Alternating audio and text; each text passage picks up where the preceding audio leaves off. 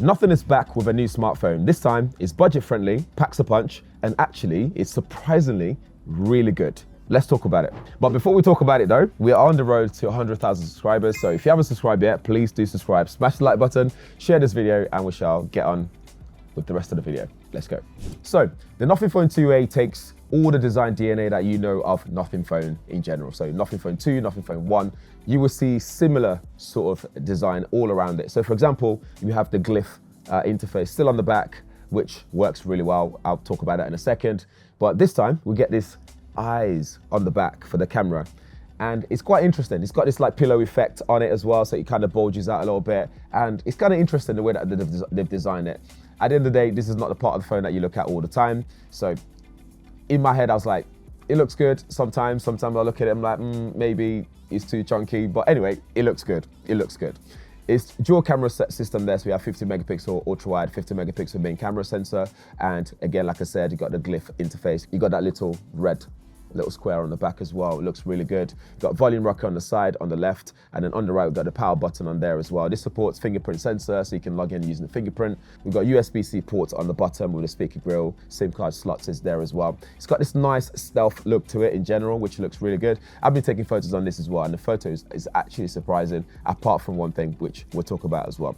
In terms of specifications, let's get that out of the way. So this is running on MediaTek Dimensity 7200 Pro. In terms of processor, you're talking up to 12 gigabytes of RAM and up to 256 gigabytes of internal storage. You can use the memory RAM expansion on there, so you can boost that memory on there. So from 12 gigabytes, the maximum, you can boost that even further. I think you can go up to 20 gigabytes of RAM, which is interesting. It's got a big battery in there as well. You're talking 5,000 milliamp hour battery, supports 45 watts of fast charge as well. And in a sea of so many smartphones right now, when we're talking about entry-level smartphones or mid-tier smartphones, this is one of the smartphones that will actually stand out if someone sells it to you properly, because it's actually a really good phone.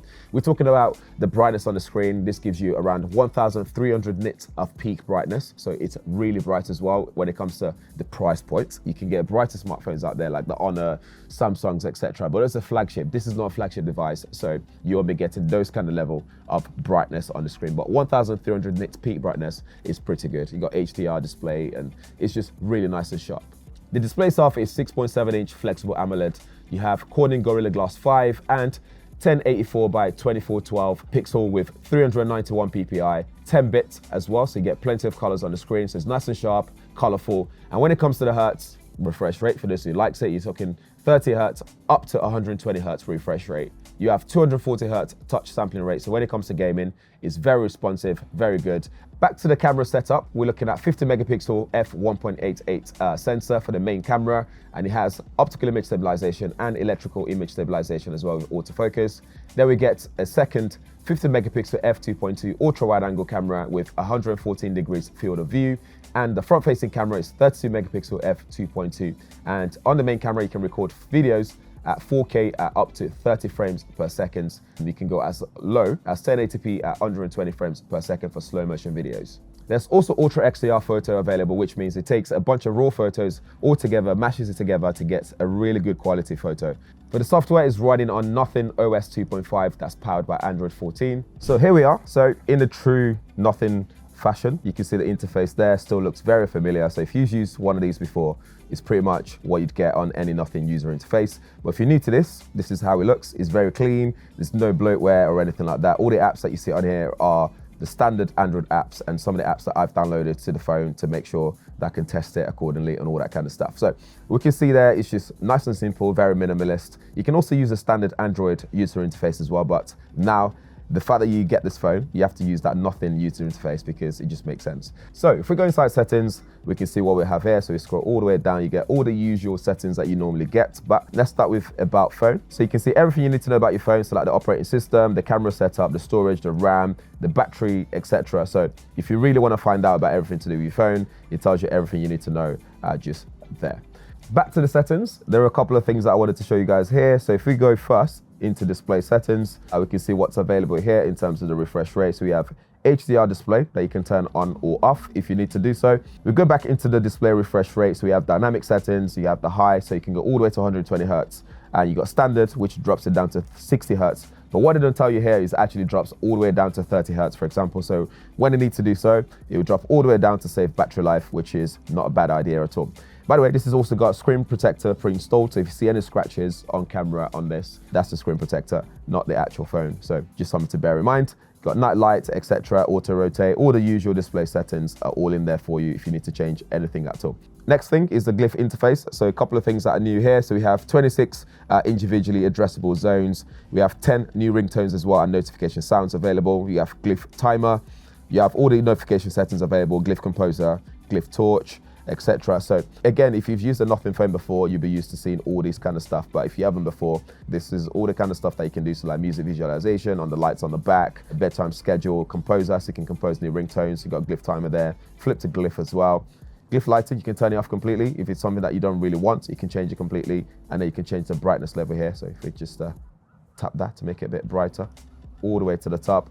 You have your ringtones there, notifications. So all that basically means is when we then turn this around, this area here can light up to different things and change accordingly to whatever you've set it to be. So let's go ringtone, Nothing phone A, default ringtone, tap that. So here in the settings, you can go across and change different settings. But what will happen is, if I go on the back,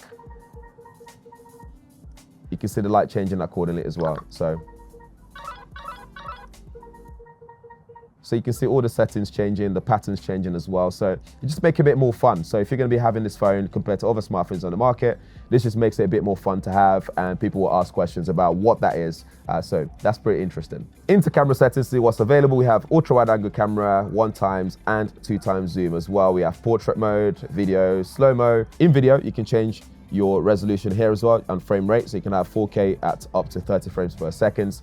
But what really matters is showing you guys the sample stuff that I've taken on the phone. So first up is the 2x video there, so 2x video. So if we play this, what you find is on this video, you see some over sharpening on the trees there, for example. So that's something to bear in mind. Another thing is the sky was a bit oversaturated, which is something that was a bit annoying. Hopefully they can fix that via software updates. Next one is 1x video. Again, looks very good, but the only issue here is that oversaturation of the sky because it wasn't that blue when I was taking this video. Going across again, just some like still photos here. We go all the way in. You can see some over sharpening going on the trees and stuff like that. But at a quick glance, if you're gonna post this, it looks really good, nice and bright, no issues there at all. Ultra wide again, retains a lot of the details and the colors, apart from that oversaturated sky. As you can see there, it's not that blue out here. A bit of a selfie portrait here, does as much as it can to make sure that everything is kind of like separated from the background and myself in general, but I think it does a good enough job to still be able to post that and get a really nice portrait photo. This is just a photo now without portrait mode.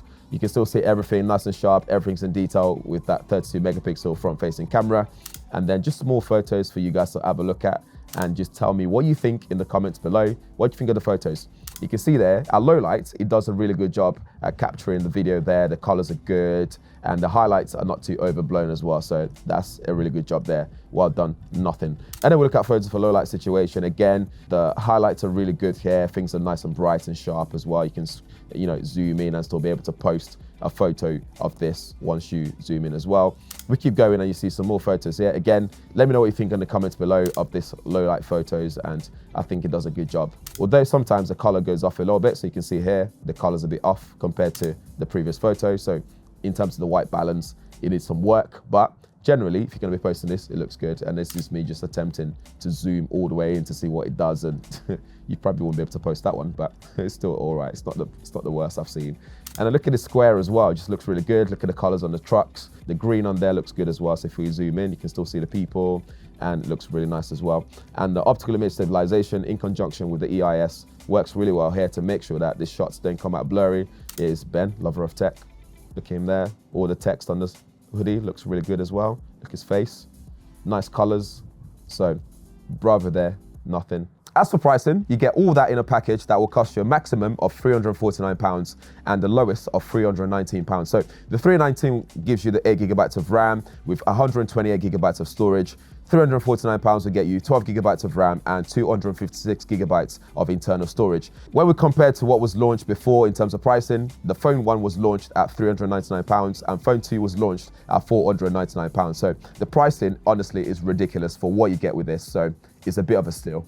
So that's all there is to know about the Nothing Phone 2A. Let me know what you think in the comments below, and don't forget to subscribe, smash the like button, share it, and we shall see you in the next video.